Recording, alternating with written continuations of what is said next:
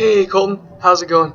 I had a chance to watch the video you sent me about the internet and polarization. I think his idea, comparing ideas to germs, is extremely intelligent and really helps to understand the spread of ideas and the way that they become more powerful. I also love what he says about groupthink, and I think it really is a dangerous thing.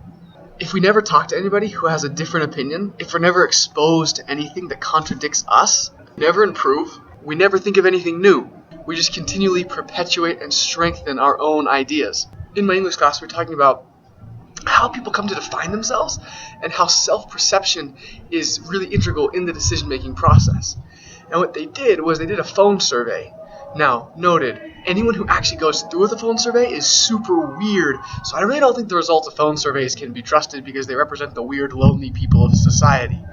But that being said, first, they would ask the people, do you vote for A, a party, B, a person, or C, an idea? And like 95% of the people claimed that they voted for a person or they voted for a principle. In these phone interviews, they would ask them a couple of questions.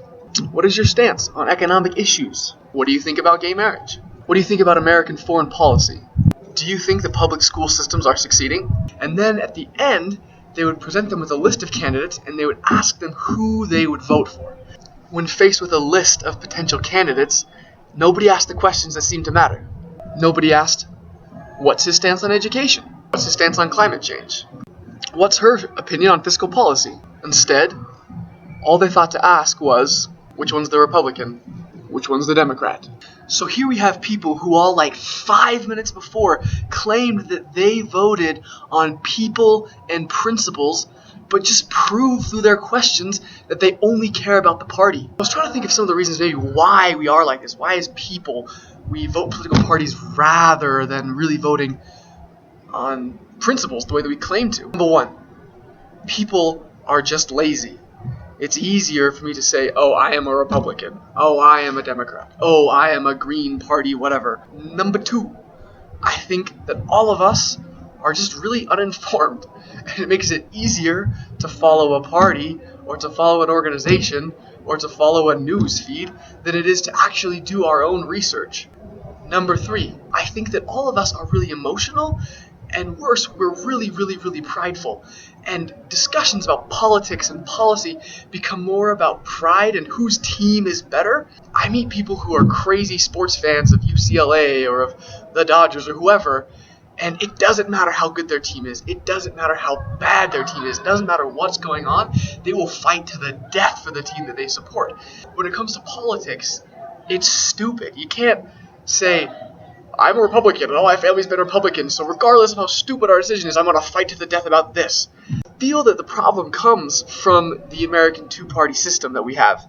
The purpose of politicians is to represent their constituents in the decision-making process, right?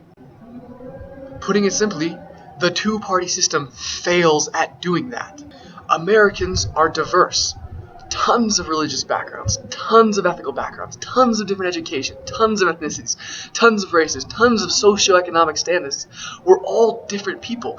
Even two people within the same religion have different views on different things. People within the same ethnic group, people within the same gender. And having two different parties is not representational of America, of who we are as people.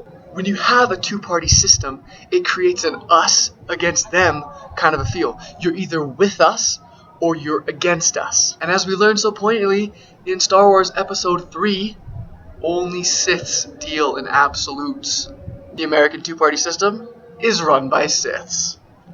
Throughout history, as humanity has acquired a greater access to knowledge, freedom has naturally increased. Frederick Douglass wrote in his autobiography that once a man can read, he is no longer fit to be a slave. I think that's true for all people. The more chance we have for education and the more access we have to information, the less likely we are to be enslaved, or be taken advantage of, or to be ruled by tyrants, or to just simply make bad choices. I think it's no coincidence that democracy really didn't become the primary form of government in the western half of the world until after the printing press was invented. Back when nobody could read, nobody was literate, it was really easy for a single organization like a king or a church to control the masses, to control everybody.